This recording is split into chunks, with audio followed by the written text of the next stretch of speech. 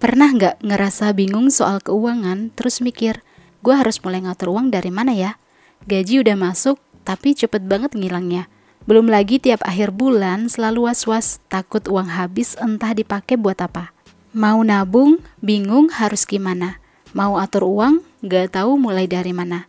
Ujung-ujungnya kembali ke siklus kerja, gajian, uang habis, kerja lagi, dan gitu seterusnya. Nah, kalau lo ngalamin hal-hal kayak gini, konten ini bakalan jadi jalan keluar yang lo butuhin banget.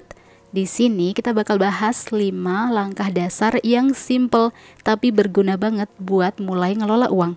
Cocok buat lo yang masih pemula, pengen mulai atur uang dari nol tanpa ribet, ataupun yang udah mahir buat nambah pengetahuan keuangan. Sebelum lanjut nonton, pastikan lo udah subscribe channel Uang Ngalir Terus karena siapa tahu tips-tips di sini bisa jadi inspirasi dan solusi buat masalah finansial yang dihadapi saat ini. Let's get started. 5 langkah dasar mengelola uang agar finansial naik level. Yang pertama, cek arus kas dulu, bukan langsung nabung. Banyak orang mikir kalau mau mulai ngatur uang itu langsung aja nabung.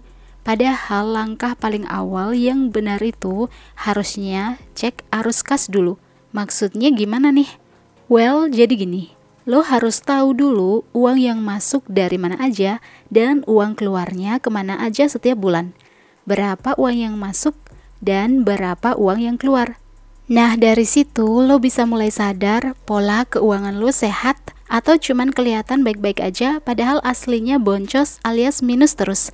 Jangan-jangan selama ini gaji udah naik tapi masih aja ngerasa bokek atau nggak punya uang karena ternyata bocor halus di belanja online, langganan yang nggak kepake, atau ngopi mahal setiap hari. Sebelum mikir harus nabung berapa, mending duduk dulu, catat semua pemasukan dan pengeluaran biar jelas. Ambil kertas atau buka aplikasi catatan di HP, tulis semua pemasukan.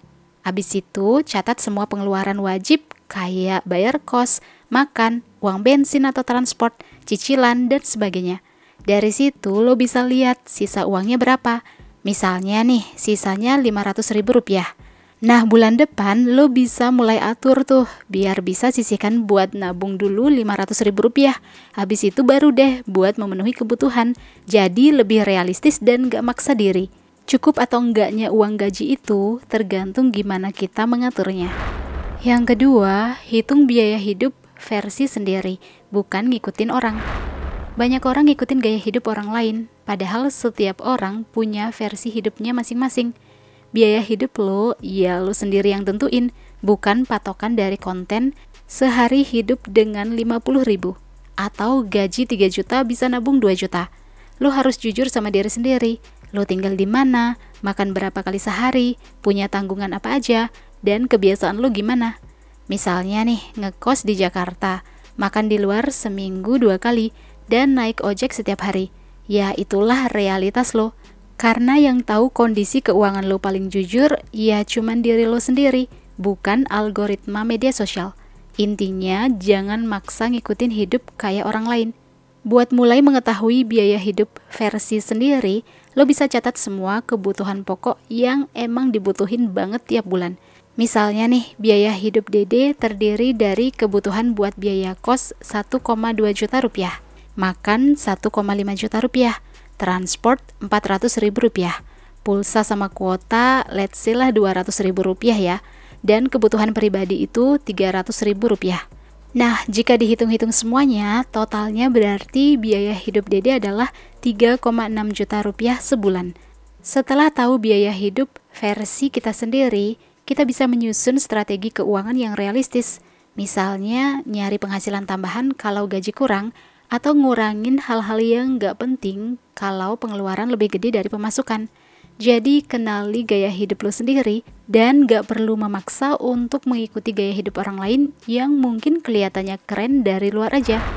Yang ketiga, mulai dana darurat walau cuma 10.000 sehari. Banyak orang mikir dana darurat itu harus langsung gede, padahal mulai dari 10.000 aja sehari udah keren banget. Gak usah nunggu gaji naik dulu baru mulai nabung buat dana darurat. Yang penting konsisten aja dulu tiap hari. Besar kecilnya nominal bukan masalah. Yang penting lo punya kebiasaan nyiapin diri sebelum hal buruk terjadi. Coba bayangin deh, kalau lo nabung Rp10.000 rutin per hari, sebulan udah Rp300.000, dan setahun bisa terkumpul 3,6 juta rupiah. Itu lumayan banget loh buat jaga-jaga kalau tiba-tiba misalnya HP rusak, sepeda motor mogok, atau harus bayar sesuatu yang mendadak lainnya. Cara mulai mengumpulkan dana darurat itu gimana? Well, lo tinggal siapkan satu rekening khusus atau dompet digital yang beda dari rekening harian. Tiap hari habis ngopi atau jajan nih, sisihkan Rp10.000 dan langsung masukkan ke rekening tersebut. Anggap aja kayak bayar ke diri sendiri. Gak berasa sih emang, tapi lama-lama ngeliat saldonya nambah tuh bikin semangat. Lo bakal kaget sendiri ngeliat ternyata hal kecil yang lo lakuin tiap hari bisa jadi sesuatu yang gede. Tabungan dana darurat ini menjadi bukti bahwa lo melek finansial dan peduli sama masa depan lo sendiri. Dengan punya tabungan dana darurat, lo nggak bakal khawatir saat kejadian darurat itu datang. Yang keempat, bikin 3 rekening terpisah, bukan satu. Sering banget orang bingung kemana perginya uang tiap bulan. Padahal masalahnya cuma satu, yaitu semua uang ditaruh di satu rekening doang.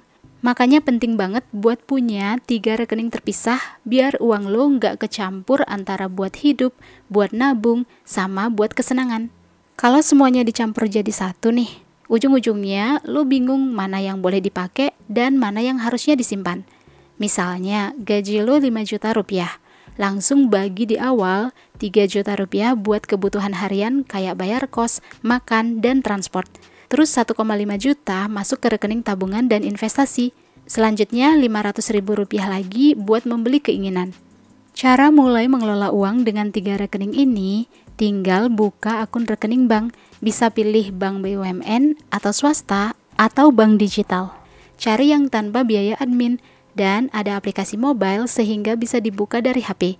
Satu rekening lo pakai buat masukin gaji dan bayar kebutuhan pokok. Satu lagi khusus buat nabung dan investasi yang nggak boleh lo sentuh. Dan satu lagi buat keinginan atau hiburan. Dengan memisahkan uang kayak gini, lo jadi lebih sadar setiap kali mau belanja kebutuhan atau keinginan. Awalnya mungkin ribet ya, tapi lama-lama lo bakal ngerasa hidup lo jauh lebih tenang karena semua udah ada posnya. Kelola uang kayak gini bukan berarti pelit, tapi soal ngatur biar nggak nyesel belakangan. Yang kelima, punya tujuan uang biar nggak gampang kebablasan. Kalau nggak punya tujuan yang jelas soal uang, lo bakal gampang banget kebablasan jajan atau beli hal-hal yang sebenarnya nggak perlu. Makanya penting banget dari awal tentuin dulu, sebenarnya lo mau ngapain sama uang yang lo punya. Misalnya nih, pengen liburan akhir tahun, beli laptop baru, atau mulai dana darurat. Nah, itu semua bisa jadi tujuan yang bikin lo lebih hati-hati ngeluarin duit. Tanpa tujuan yang jelas, uang lo bakal ngalir terus tanpa arah. Ujung-ujungnya lo bingung kemana perginya uang tersebut. Jadi tiap kali tergoda buat check out keranjang belanja online, lo bisa mikir dulu, ini lebih penting dari liburan gua nggak ya? Cara agar punya tujuan uang yang jelas adalah, ya tentu saja dengan pilih satu tujuan dulu yang pengen lo capai dalam waktu dekat. Misalnya dalam 3 bulan, 6 bulan, atau setahun. Contohnya gini, pengen beli laptop bekas 6 bulan lagi dan butuh 5 juta rupiah. Berarti cukup nabung Rp850.000 per bulan atau sekitar Rp30.000 per hari. Dari situ lo bisa nyisihin uang ke rekening khusus biar nggak kecampur sama uang lain. Setiap kali lo nabung, itu artinya lo satu langkah lebih dekat ke hal-hal yang lo impikan. Lo bakal ngerasa lebih semangat nabung karena ada sesuatu yang dikejar, bukan cuma sekedar simpan uang tanpa arah. Dengan punya tujuan, lo jadi punya alasan kuat buat nahan diri karena fokus buat menabung untuk mencapai tujuan finansial yang diinginkan. Well, itulah 5 langkah dasar mengelola uang agar finansial naik level. Lo punya opini soal cara mengelola uang lainnya? Atau ingin request hal-hal yang mau kita bahas di channel Uang Ngalir Terus? Komen ya! Share, like, dan jangan lupa subscribe untuk dapetin update video-video berikutnya. See you guys in the next video.